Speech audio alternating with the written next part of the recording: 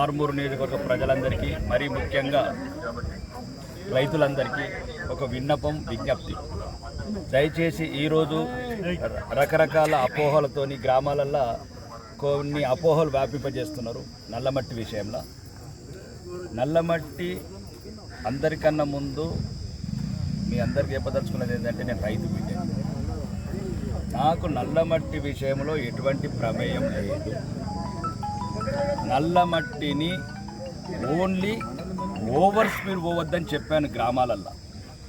గ్రామీణ ప్రాంతాలలో over speed వెళ్తే చిన్నపిల్లలు, వృద్ధులు గ్రామాలలో ఉంటారు కాబట్టి. రెండోది, మట్టి పిల్లలు కింద పడకుండా జాగ్రత్త చూసుకోమని చెప్పాను. రెండే నేను చెప్పినాయి. కానీ మిగతా మంది బాడీ కిందనా, బాడీ మీదనా, బాడీ లేవాలా నాకు సంబంధం లేదు. అది ప్రభుత్వ నిర్ణయము. ఒకవేళ రైతులందరికీ మేము చెప్పదలుచుకున్నది ఏంటంటే, ఈ ప్రభుత్వానికి కావచ్చు, నాకు కావచ్చు, రైతులే ముఖ్యము.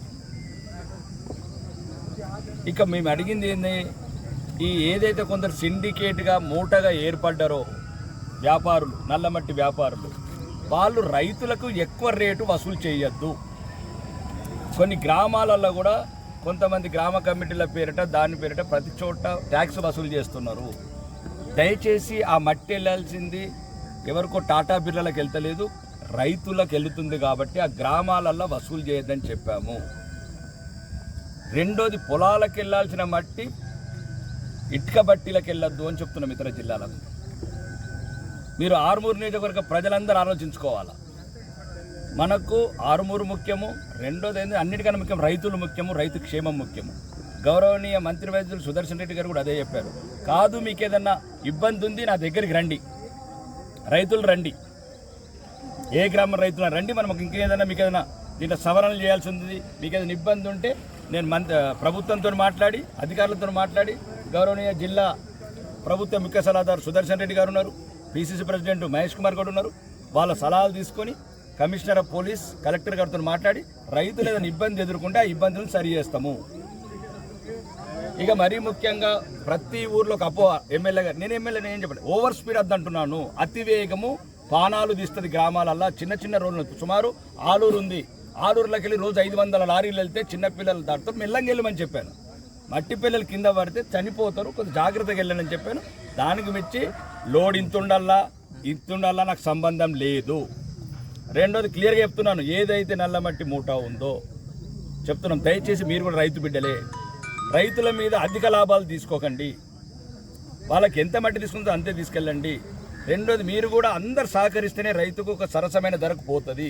2 లారీలు వచ్చే బదులు 3 లారీలు వస్తుంది. ఈ సమస్యకు పరిష్కారం అదే తప్ప ఎవరినో బ్లేమ్ చేయాలంటే 2.5 సంవత్సరాల నుంచి ఎటువంటి అపనిందలు లేకుంటున్నాను. కాబట్టి ఎప్పుడెప్పుడైనా ఎదురు చూస్తున్నారు నా మీద ఏం నెప్పమెత్తుదమా, లేకపోతే మీకు ఒక అవకాశం దొరికిందని ఎదురుస్తున్నారు. నేను ఎట్టి పరిస్థితుల్లో రైతుల పక్షాన్నే ఉంటాను. అవసరమైతే రైతుల గురించి ప్రాణత్యాగాలు చేస్తాను. ఈరోజు తెలంగాణ అసెంబ్లీలో మాట్లాడేది నేనే రైతుల తరపు నుంచి. వడ్ల కొనుగోలు కేంద్రాలు కూడా ఆలోచించండి. ఈ లారీలను కూడా కొన్ని కేటాయించడం జరిగింది. అక్కడ ఈ లారీలు రోడ్ల మీద నెల 15 రోజుల నుంచి వడ్ల రైతులు కళ్ళాలలో చచ్చిపోతున్నారు. మీరు కూడా ఆలోచించండి, వాళ్ళు కూడా రైతులే, కళ్ళాలలో చచ్చిపోయారు. కొన్ని లారీలను వాళ్ళకి కేటాయించడం. కాబట్టి ఏదైనా రైతులకు కానీ ఏదైనా సమస్య ఉంటే రండి, మాట్లాడదాం. ఇంకేదైనా మీకు ఏదైనా ఇబ్బంది ఉంటే కలెక్టర్ గారితో మాట్లాడదాం, పోలీస్ కమిషనర్తో మాట్లాడదాం, సుదర్శన్ రెడ్డి గారితో మాట్లాడదాం, ఇంకా ప్రభుత్వ పెద్దలతో మాట్లాడి మీకు అనుకూలంగా ఏదైనా ఉంటే ఇబ్బందులు ఉంటే తొలగిస్తాము. కానీ ఎట్టి పరిస్థితిగా గ్రామాలల్లో అపోహలు సృష్టి మాత్రం రాబోయే రోజులలో దానికి ప్రతిఫలం మీరే అనుభవిస్తారు.